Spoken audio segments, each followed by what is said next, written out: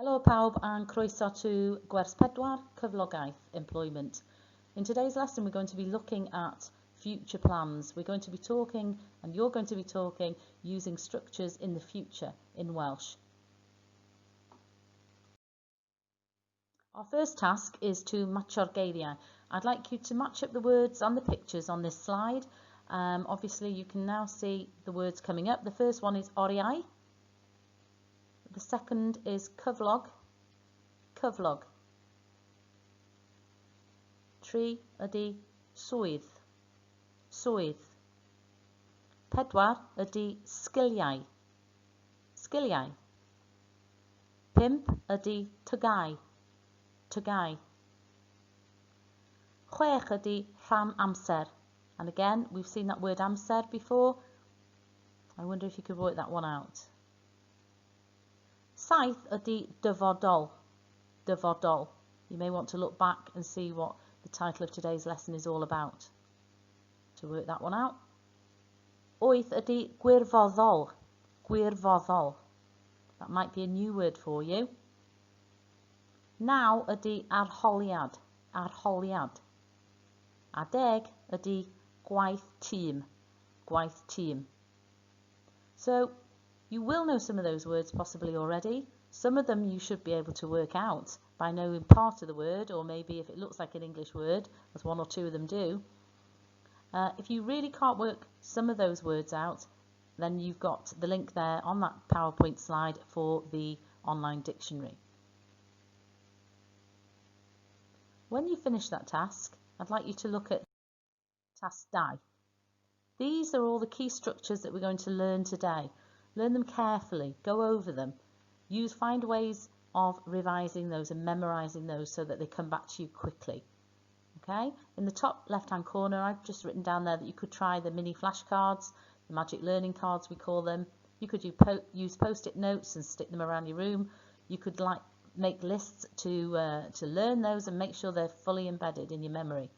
Okay. So I'm going to go through those now, so I'd like you to listen to how I pronounce those, maybe say them out loud if you're not feeling too embarrassed about that, and whoever's listening. So have a go. With me, number 1, yn y dyfodol bydda un. Yn y dyfodol bydda un. The second one, I would like to work in a, would be hoffwn i weithio mewn. Hoffwn i weithio mewn. Now, yn is in, but mewn is in a. Remembering there's no word for a technically in Welsh. The third one, hoffwn i weithio fel. Hoffwn i weithio fel. We've seen fel before at GCSE, fel as or like something. Number 4, hoffwn i ddim gweithio mewn. I wouldn't like to work in a. Hoffwn i ddim gweithio mewn. So we've slotted that word ddim in, but this time the G has reappeared in the word gweithio. With hoffwn i, after hoffwn i, there would always be a soft mutation. The E would force the soft mutation. That's why the G has dropped in hoffwn i weithio earlier on. On the 5th one down, we've got hoffwn i or hoffwn i ddim gweithio gyda. And the next one, hoffwn i or hoffwn i ddim fod yn. Bod to be, so this time hoffwn i ddim bod yn. I wouldn't like to be a. Un dydd, one day. Un dydd. Mum or dad thinks I should, but I'm whatever. So my mum or dad yn meddwl dylwn i, I should. Ond dwi'n. Okay, and if we're ready to have a look at task 3 now, we're going to practice through some of those phrases. Bydda un. Try that one. Bydda un.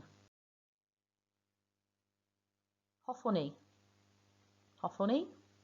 I would like. Hoffwn i weithio. I would like to work. Hoffwn i weithio. Hoffwn i ddim gweithio. Hoffwn i ddim gweithio. Hoffwn i fod yn. Hoffwn i fod yn. Now in this case you would just put the job, the occupation, straight after. There's no word for a in Welsh. Hoffwn i ddim bod yn. Hoffwn i ddim bod yn. and dylwn i, dylwn i. Beth ydy'r Cymraeg? I would like to be a nurse in the future because. Beth ydy'r Saesneg? Hoffwn i fod yn nyrs yn y dyfodol achos. You've just translated that one well. Da iawn. Beth ydy'r Cymraeg? I would choose to work because I would like a wage. Choose ydy dewis. Dewis. Look back to the starter activity to find out the word for wage or wages. Beth ydy'r Saesneg?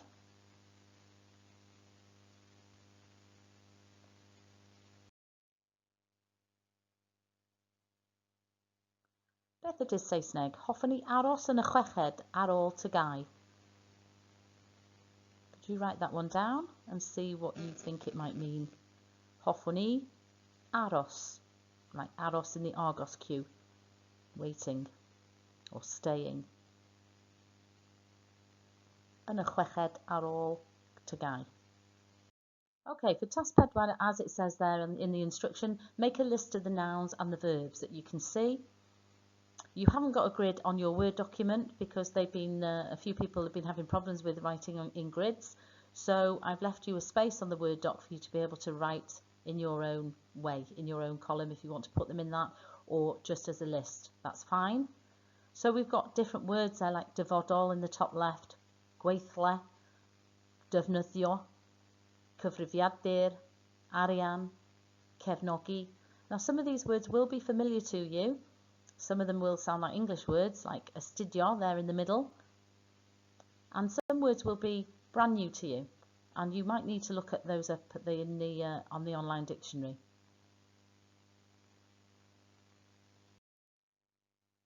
Okay, task 5. A dyma'r cwestiwn. Ble hoffet ti weithio yn y dyfodol? A pam? Mae gennych chi 4 le yn y byd. 4 places around the world. Efrog Newydd, Caerdydd, Paris a Llundain. What we'd like you to do is to answer that question as fully as possible on the Word doc. So have a look at the example below. Enghraifft, mae'n dweud, yn y dyfodol, hoffwn i weithio ym Mharis fel diplomat achos bydd yn ddiddorol. Ac a dweud y gwir, hoffwn i gael gyflog dda. So in the future, I'd like to work in Paris as a diplomat because it will be interesting. And to tell the truth, I'd like a good wage. So can you come up with a really good extended sentence for each one of those places, answering that question in full? Think about what you need to use. You need to use, obviously, the key structures. You need to use different types of jobs, different reasons for those jobs. Throw in some idioms there and give us reasons for why you would like to work in that certain place. In Caerdydd, you might want to work in the Senedd, in the Parliament there, or down in Cardiff Bay in a cafe. You might want to work in New York, in the Empire State Building that we can see there. Okay, so be imaginative. Okay, task 6 ydy task darllen. It's a reading task. And what we'd like you to do is to read through that text and pick out the words in red using, if you need to, the words that are coming up at the bottom in the grid. What do the words in red mean? So I'm going to read through that text and hopefully you'll get a better understanding and be able to pick out what those words that are highlighted and underlined are. Symau, fy enw I ydy Dylan a dwi'n 15 oed. Dwi ym mlwyddyn 10 a dwi'n astudio tygau. Wythnos nesa, byddai'n gwneud profiad gwaith mewn ysgol gynradd, achos hoffwn i fod yn athro yn y dyfodol. A bod yn onest, mae profiad gwaith yn bwysig iawn i fi, achos dwi'n meddwl bod profiad a dysgu sgiliau newydd yn werth chweil. Mae pobl yn gofyn am pam hoffet ti fod yn athro. Wel, mae gen i lawer o sgiliau gwahanol, fel bod yn ddoniol, wrando dda, chwaraewr pêl-droed da, a hefyd dwi'n siarad Cymraeg wrth gwrs. Okay, so have a look again, read through at your own pace and pick out those words in red, and I'd like you to make a list of those on your Word doc when you've found out what they mean. Okay, so from a reading task now straight into a writing task. And the reading task should inform your writing task and help you to improve if you use it as a model, as a good guide for helping you to write your own future plans out.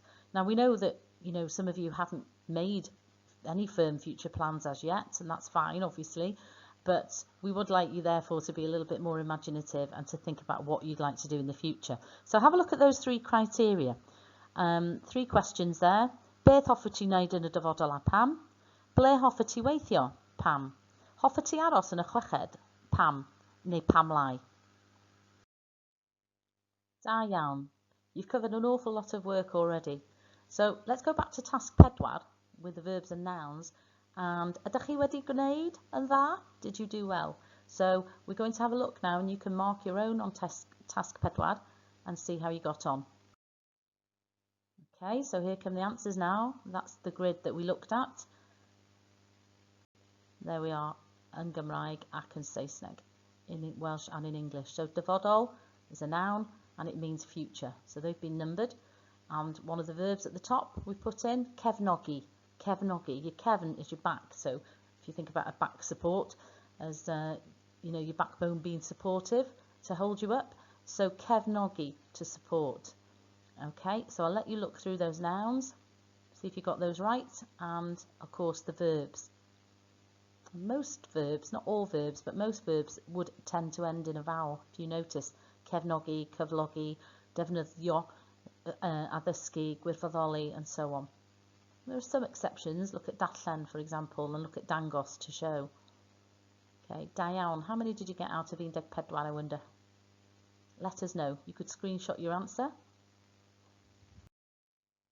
And after all that work, that wonderful work, if anybody's got any energy left, you might want to try the extension task, which is a speaking task, task siarad, and it's your sialens heddiw, okay, your daily challenge. So try saying what you'd like to be in the future and where you'd like to work and why in 15 words or more.